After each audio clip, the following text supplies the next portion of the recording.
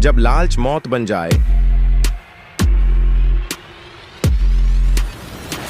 और अक्ल जिंदगी बचाए,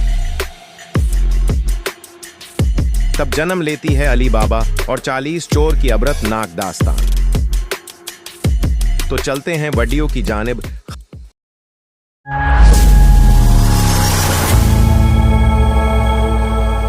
अरब के एक पुराने शहर में एक गरीब लकड़हारा रहता था जिसका नाम अली बाबा था। अली बाबा दिन रात मेहनत करता, जंगल से लकड़ियां काटकर बाजार में बेचता और अपनी सादा सी जिंदगी गुजारता।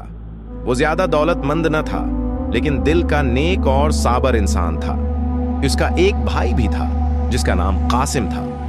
कासिम दौलतमंद था, मगर लालची और गुरूर करने वाला।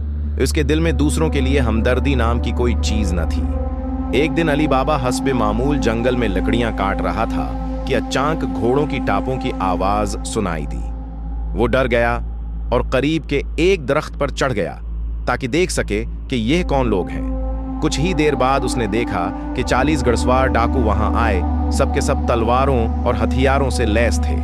उनकी क़ियादत एक बड़ा सा कवि हेकल सरदार कर रहा था। वो एक बड़ी चट्टान के सामने रख के और उनका सरदार बुलंद आवाज में बोला, खुल जा सिमसम। जैसे ही उसने ये अल्फाज कहे, चट्टान के बीच एक बड़ा दरवाजा खुल गया और सब डाकू घोड़ों समेत उसके अंदर दाखिल हो गए। अली बाबा हैरान व शशदर रह गया।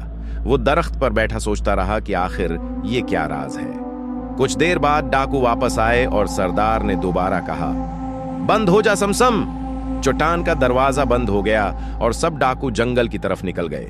जब अली बाबा ने देखा कि वो सब जा चुके हैं, तो वो एहतियात से नीचे उतरा और उसी चट्टान के करीब आया। दिल तेज धड़क रहा था, मगर तजस्सुस गालिब आ गया। इसने वही अल्फाज दोहराए, खुल जा समसम।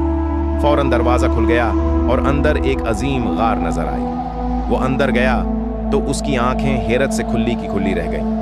गार में सोने की ढीर, चांदी के सक्के, कीमती जवाहरात और बेशकीमत कपड़े भरे पड़े थे।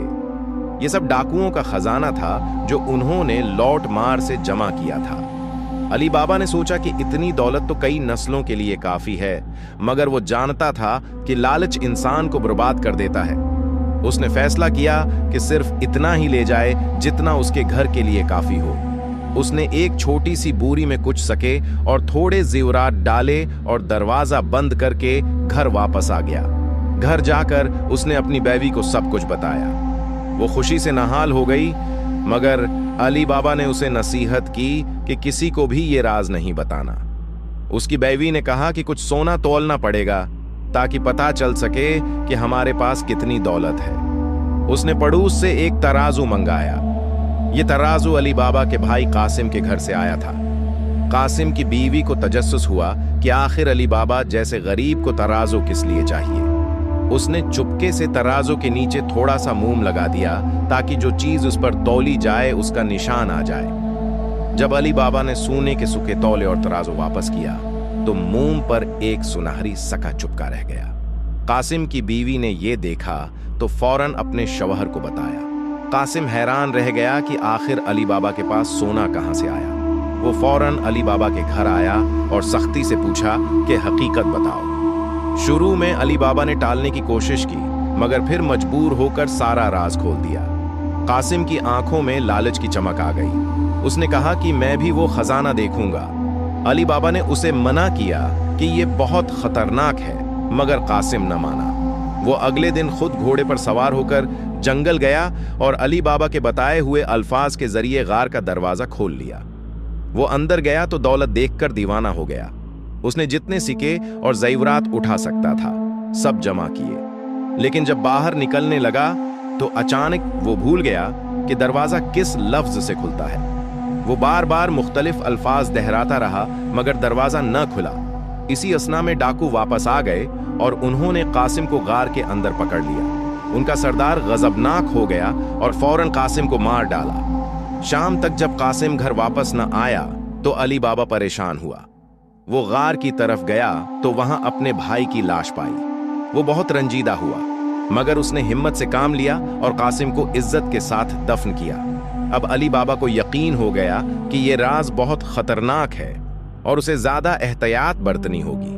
डाकुओं को जब शक हुआ कि किसी और को भी राज मालूम है, तो उन्होंने अली बाबा का पता लगाने की कोशिश शुरू कर दी। एक दिन उनके सरदार ने एक चाल चली। वो तेल के बड़े बड़े मिटके लेकर शहर आया और जाहिर किया कि ये सब तेल से भरे हैं, मगर हकीकत में हर मिटके में एक डाकू छिपा हुआ था।